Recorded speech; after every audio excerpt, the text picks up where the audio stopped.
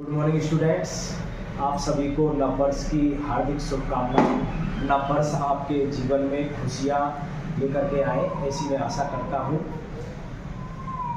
मेरे को कल कई स्टूडेंट्स का कमेंट आया कि सर जी, क्या आपके पास में कोई ऐसी ट्रिक है जिससे हम जो हमारी पाठ्य पुस्तक है उनके पाठों का क्रम और उनके जो लेखक हैं और वो किस ग्रंथ से लिए गए हैं ये याद हो सकते हैं। तो बिल्कुल ज़रूर याद होंगे। स्टूडेंट्स रट्टा मार मार करके थक जाते हैं कि पहले पार्ट का क्रम ये है, दूसरे पार्ट का क्रम ये है, लेकिन जब बोर्ड की एग्जाम में क्वेश्चन आता है तब वहाँ पर वो कंफ्यूज हो जाते हैं कि ये किस पार्ट का है और किस लेखक के द्वारा रचित है और ये किस ग्रंथ से लिया गया है, क्योंकि आपस में सब एक जैसे मिल जाते हैं। तो दोस्तों, यदि आप भी ऐसी कंफ्यूजन में हैं तो बिल्कुल ये वीडियो आपके लिए बहुत ही इंपॉर्टेंट होने वाली है। इस वीडियो को बीच में बिल्कुल भी स्किप मत करना और वीडियो लास्ट तक देखने के बाद में आपको ये सारे कंफ्यूजन आपके दूर हो जाएंगे और आपको एक पार्ट से लेकर के 10 पार्ट तक के सारे पाठों का क्रम, उनके लेखक और किस ग्रंथ से लिए गए हैं ये बिल्कुल 100% याद हो जाएंगे। तो शुरू करते हैं। पहला पार्ट, सूची पर्यावरण।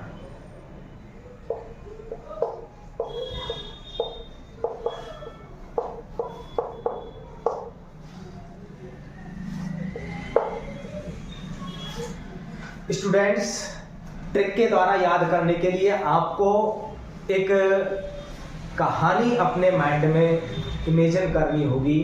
उस कहानी के जरिए से, देखिए, जो बालक हैं या और कोई भी हैं, कहानी के जरिए से बहुत अच्छा सीखते हैं। हम किताबें पढ़ते हैं, 1 घंटे 2 घंटे लगातार बैठकर किताब पढ़ लेते हैं, लेकिन वो किताब के क्वेश्चन हमें आधे अधूरे ही याद होते हैं। लेकिन हम ये 3 घंटे की फिल्म देख लेते हैं तो वो 3 घंटे की फिल्म हमें कंप्लीट याद हो जाती है। उसका कारण क्या है? वो एक कहानी के रूप में आपके सामने, आपके दिमाग में एक इमेज के रूप में होती है। तो इसी प्रकार हमें यहाँ पर प्रत्येक पार्ट के लिए एक इमेज, एक कहानी क्रिएट करनी है।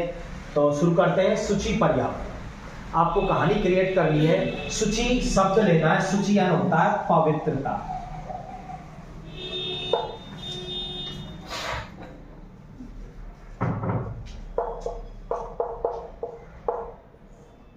सूची यानी होता है पवित्रता। अब इससे आपको कहानी बनानी है कि आपके पड़ोस में एक हरिदत्त शर्मा नाम का एक व्यक्ति है जो कि सबसे पहले पवित्रता पर ध्यान देता है। चाहे घर में और कोई भी काम मत हो, लेकिन सबसे पहले वो अपने घर की और अपने जो भी परिवार के सदस्य हैं उनकी पवित्रता पर ध्यान देता है। नहाना धोना, इस चीज़ों पर वो सबसे पहले फोकस करता है। और जब वो पवित्रता पर ध्यान रखता है तो घर में भी, खान पान में भी बहुत ही सावधानी बरतता है। वो लहसुन प्याज वगैरह आदि नहीं खाता है। बस इतनी सी कहानी आपको याद करनी है। इस कहानी से आपको 3 क्वेश्चन यहाँ पर पहले पार्ट से कंप्लीट याद हो जाते हैं। जैसे ही आपको बोर्ड की एग्जाम में आएगा सूची पर्यावरण, पाठ का क्रम क्या है, तो आपको याद आएगा कि सर जी ने हमें बताया था हरिदत्त शर्मा नाम का व्यक्ति है जो कि सबसे पहले पवित्रता पर, सबसे पहले का मतलब प्रथम पाठ है। प्रथम पाठ है, पवित्रता पर ध्यान देता है। कौन देता है? हरिदत्त शर्मा। तो सूची पर्यावरण पाठ किस ग्रंथ, किस लेखक के द्वारा रचित है? तो लेखक का नाम आ गया हरिदत्त शर्मा।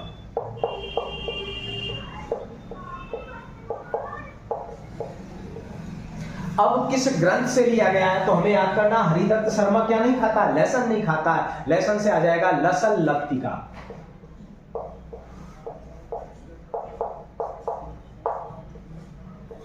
बहुत ही इजी है। तीनों क्वेश्चन आपको कंप्लीट याद हो गए। अब बढ़ते हैं अगले पार्ट पर। अगले पार्ट का नाम है बुद्धिर बलवती सरा।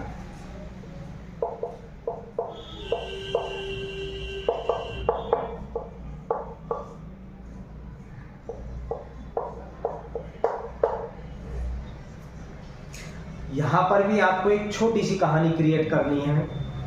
बुद्धि 2 प्रकार की होती है, एक अच्छी बुद्धि और एक बुरी बुद्धि। जब बुद्धि दो प्रकार की होती है तो पाठ का क्रम, जैसे ही आपको बोर्ड की एग्जाम आएगा बुद्धि बलवती सदा, तो बुद्धि कितने प्रकार की होती है? 2 प्रकार की होती है। तो यहाँ पाठ का क्रम द्वितीय पाठ। अब इसमें लेखक नहीं है, ये किस ग्रंथ से लिया गया है? तो आपको एक छोटी सी कहानी और अपने दिमाग में क्रिएट करनी है कि हम 2 तोते लेकर के आए। 2 तोते लेकर के आए, एक मनुष्य की आवाज में बोलने वाला तोता और एक मनुष्य की आवाज में नहीं बोलने वाला तोता। तो जो मनुष्य की आवाज में बोलने वाला तोता है वो अच्छी बुद्धि वाला तोता है, और जो नहीं बोलने वाला वो बुरी बुद्धि वाला तोता है।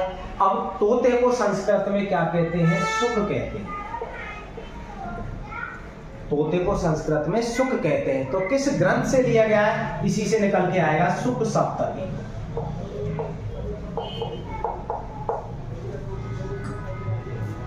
अब ये कंप्लीट याद हुआ। बुद्धि बलवती पाठ का क्रम क्या है? बुद्धि 2 प्रकार की, तो द्वितीय पाठ है। किस ग्रंथ से लिया गया है? तो 2 बुद्धि वाले तोते लेकर आए, एक अच्छी वाला एक बुरी वाला तोता, यानी सुख। सुख से ग्रंथ का नाम आ गया सुख सप्तमी। नेक्स्ट जो अगला पाठ है वो है आपका शिशु लालन।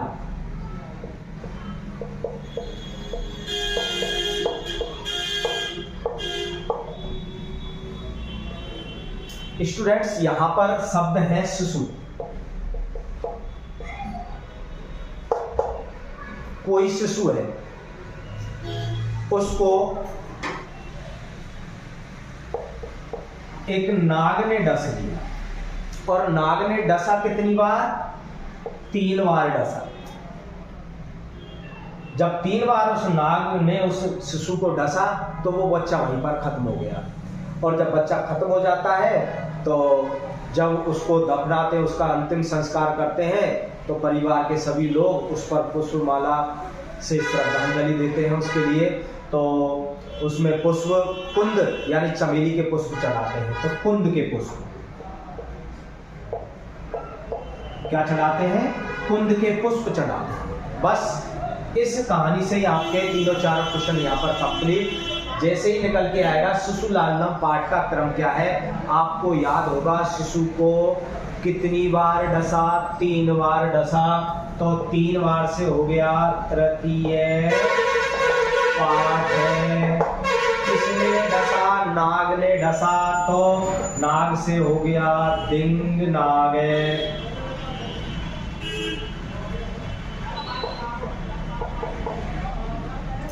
नाग से हो गया दिंगनाग है। तो ये इसके लेखक हो गए दिंगनाग। अब किस ग्रंथ से लिया गया है? हमने क्या चढ़ाए? कुंद के पुष्प। तो यहां से निकल के आया कुंदमाला। तो शिशु लालनम पाठ का क्रम क्या है? यहाँ पर तृतीय पाठ है। नाग से निकल के आया दिंगनाग लेखक का नाम, और कुंद पुष्प से निकल के आया कुंदमाला ग्रंथ से लिया गया है, और 3 बार डसा है। तो तृतीय पाठ। बढ़ते हैं नेक्स्ट चैप्टर की ओर। अगला जो पाठ है वो है जननी तुल्य वत्सा।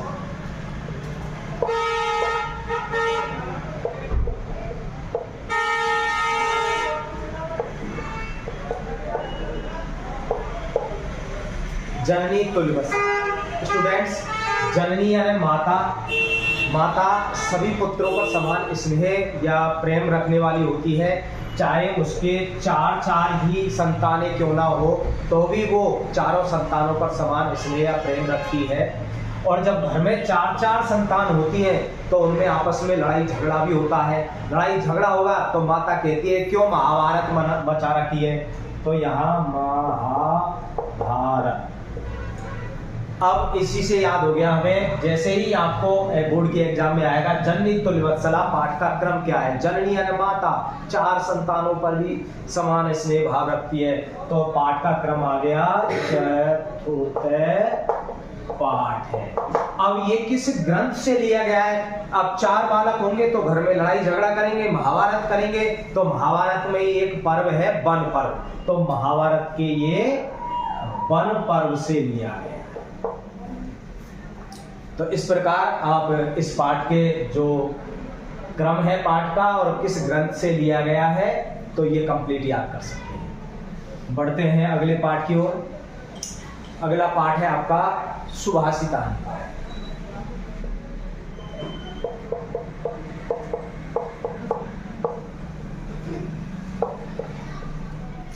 स्टूडेंट्स, यदि आपको पेपर में आता है सुभाषितानी पाठ का क्रम क्या है, तो आपको याद करना है कि सुभाष चंद्र बोस जब भी कई बार गांव में चौपालों पर या कहीं पर 2 4 5 लोग जहां पर बैठे हैं 5 लोग वो आपस में किसी स्वतंत्रता सेनानी की बातें कर रहे हैं, तो वो सबसे पहले 5 लोग किसके स्वतंत्रता संग्राम की बात करेंगे? सुभाष चंद्र बोस की। सुभाष चंद्र बोस इतने अच्छे क्रांतिकारी थे, बहुत ही साहसी थे, वीर थे।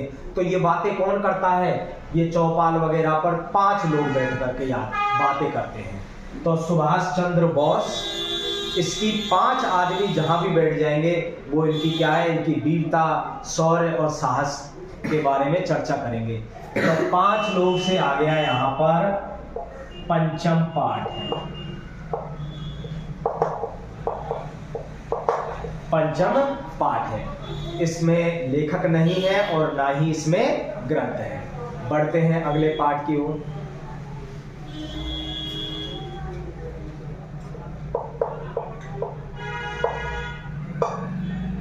अगला पाठ है आपका सौहार्द प्रकृते शोभा।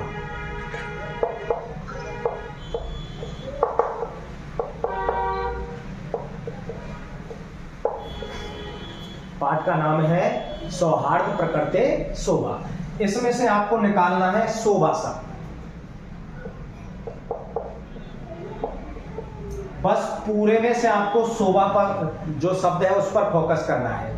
आपको एक घर पे कल्पना करनी है कि आपके परिवार में एक छोटी सी बच्ची है जिसका नाम है शोभा, और शोभा पढ़ती है कक्षा 6 या फिर वो 6 वर्ष की है। बस इतना सा आपको कल्पना करना है कि आपके परिवार में एक बच्ची है जिसका नाम है शोभा, और शोभा अभी तक कितनी उम्र की है? 6 वर्ष की है। तो 6 से आ जाएगा षष्ठ पाठ। ना ही इसमें लेखक है ना ही इस पाठ में ग्रंथ का विवरण है। तो बढ़ते हैं नेक्स्ट पाठ की ओर। नेक्स्ट पाठ है आपका विचित्र साक्ष्य।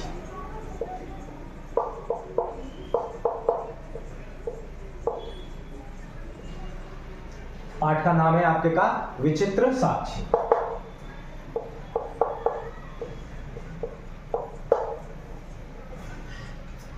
अब स्टूडेंट्स, इस पाठ का क्रम कैसे याद करेंगे और किस लेखक के द्वारा लिखित है? बहुत ही इंपॉर्टेंट है, ये कई बार आ चुका है और अब भी बोर्ड के एग्जाम में बहुत ही इंपॉर्टेंट क्वेश्चन है, आ भी सकता है। तो आपको यहाँ पर एक इमेजिन करनी है कि आपका किसी पड़ोसी से लड़ाई झगड़ा हो गया और लड़ाई झगड़ा होने के बाद में केसबाजी हो गए, और केसबाजी आई तो आपको पुलिस पकड़ के लेगी न्यायालय में, आपको जो न्यायाधीश के समक्ष प्रस्तुत कर दिया गया और आपस में बहस चल रही है। आप कह रहे हो कि मैंने आगे से झगड़ा नहीं किया, इसी ने मुझसे आगे से झगड़ा किया। तो जो न्यायाधीश है वो न्यायाधीश पूछता है आपसे कि कोई आपके साथ में था जो ये बता सके कि आपने लड़ाई झगड़ा आगे से नहीं किया? तो आप कहोगे हाँ, मेरे साथ में ओम प्रकाश ठाकुर या ओम प्रकाश ठाकुर नाम का एक व्यक्ति है, वो मेरे साथ में था, आप उनसे पूछ लो। तो न्यायाधीश कहता है कि बुला कर लाइए। तो आप अपने साथ में उस ओम प्रकाश ठाकुर को लेकर जाते हो, तो वो आपके पक्ष में गवाही देता है कि हाँ मैं इसके साथ में था। तो साथ में था तो साथ यानी सप्तम पाठ है। कौन था आपके साथ में? ओम प्रकाश था। ओम प्रकाश, तो ओम प्रकाश से ओम प्रकाश ठाकुर है। तो जैसे ही आपको बोर्ड के एग्जाम में आएगा विचित्र साक्षी, साक्षी होता है गवाह। विचित्र साक्षी पाठ का क्रम क्या है? तो आपको याद आएगा गवाह, जब हमें झगड़ा हुआ था तो हम गवाह के रूप में अपने साथ में, साथ का मतलब है साथ, तो तो सप्तम पाठ किसको लेकर गए? ओम प्रकाश को लेकर गए। तो पाठ के जो लेखक हो गए वो ओम प्रकाश ठाकुर हो गए। स्टूडेंट्स, इस प्रकार से आप याद करोगे तो मेरा दावा है कि आपका एक भी क्वेश्चन गलत नहीं होगा, क्योंकि यदि आप रट्टा मारोगे तो वो आपस में एक दूसरे से मिल जाएंगे, जिससे आपके जो आंसर है उसके गलत होने की संभावना बहुत अधिक होगी। बढ़ते हैं अगले पाठ की ओर। अगला पाठ है सूक्तय।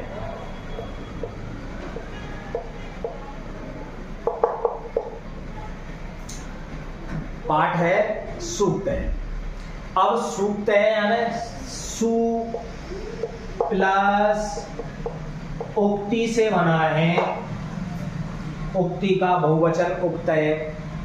सु प्लस उक्ति, सु यानी अच्छा, उक्ति यानी कथन या वचन, अच्छे कथन या वचन। अब अच्छे कथन तो ज्यादातर हमें साधु सन्यासी या फिर कोई भागवत कथा या कोई धार्मिक प्रोग्राम होता है उसी में सुनने को मिलते हैं। अब आप यहाँ पर एक इमेजिन करेंगे कि आप तमिलनाडु गए, तमिलनाडु में एक धार्मिक प्रोग्राम हो रहा था और धार्मिक प्रोग्राम में आपने अच्छे अच्छे वचन सुने। जैसे ही आपने अच्छे वचन सुने तो आपने कहा बस अब हमारे ठाठ लग गए, हमने बहुत ही अच्छे अच्छे प्रवचन सुने, अब तो हमारे ठाठ लग गए। तो ठाठ से हो जाएगा स्टूडेंट्स 8। तो 8 से अष्टम पाठ है, अष्टमे पाठ। तो ये हो गया पाठ का क्रम। अब ये किस ग्रंथ से लिया गया है? स्टूडेंट्स, जब आप इमेजिन करोगे कि हम कोई धार्मिक कथा सुनने के लिए कहां पर गए? तमिलनाडु गए। तमिलनाडु यानी वहां पर तमिल भाषा चलती है, और तमिल भाषा जब चलती है तो वहां पर जो भी ग्रंथ लिखा होगा वो तमिल भाषा का होगा। तो तमिल भाषा का ही ग्रंथ है तिरुकुल्लरल।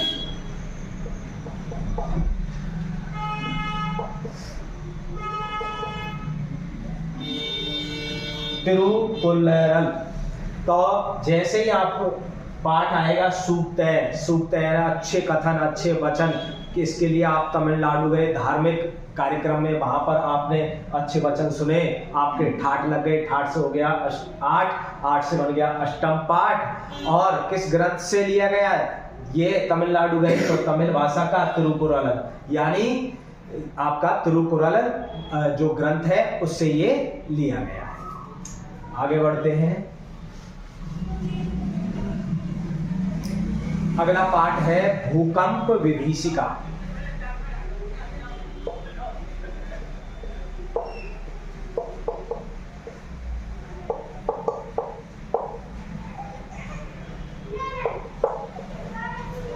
अगला जो पाठ है आपका है भूकंप विभीषिका। ये जो पाठ का क्रम है इसको याद करने के लिए आपको याद करना होगा स्टूडेंट्स कि आप सुबह 9 बजे विद्यालय जाते हो। जब आप विद्यालय गए पढ़ने के लिए 9 से और 3 बजे का आपका टाइम है विद्यालय का। जैसे ही आप 9 बजे विद्यालय के लिए निकले तभी अचानक आ जाता है भूकंप। क्या आ जाता है? भूकंप। अब आप घबरा जाते हो कि 9 बजे हम जैसे ही विद्यालय निकल रहे हैं भूकंप आ गया। तो भूकंप कब आया? जैसे ही हम 9 बजे विद्यालय जाने के लिए तैयार होते तभी आ गया भूकंप। तो जैसे ही आपको बोर्ड की एग्जाम में ये आएगा भूकंप विभीषिका पाठ का क्रम क्या है, तो आपको याद आएगी मेरी कि सर जी ने हमें पढ़ाया कि जैसे ही हम 9 बजे भूकंप वो स्कूल के लिए विद्यालय के लिए निकलते हैं तो अचानक क्या आया? भूकंप आया। तो 9 बजे आया, इससे बन गया नवमे पाठ। अब जो नेक्स्ट और लास्ट पार्ट है वो है आपका अन्योक्तय। तो देखिए स्टूडेंट्स, ज्यादातर पहला और अंतिम जो पाठ होता है उसके क्रम में गलती नहीं होती है। अंतिम पाठ हमेशा याद रहता है।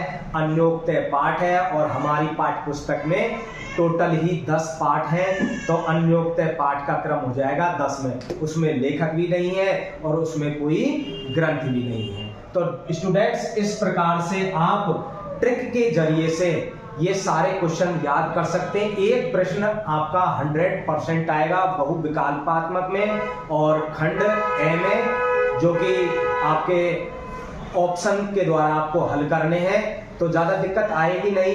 एक बात तो आपको ये कहानी दिमाग में रहेगी और जब भी आपके सामने ऑप्शन आएंगे तो ये कहानी आपको तुरंत ही याद आ जाएगी और उसके जरिए से आप ये पाठों के क्रम, लेखक, ग्रंथ आसानी से हल कर सकते हैं। स्टूडेंट्स, वीडियो यदि आपको अच्छी लगी हो तो इसको लाइक करना, कमेंट करना और हमारे चैनल को सब्सक्राइब जरूर करना।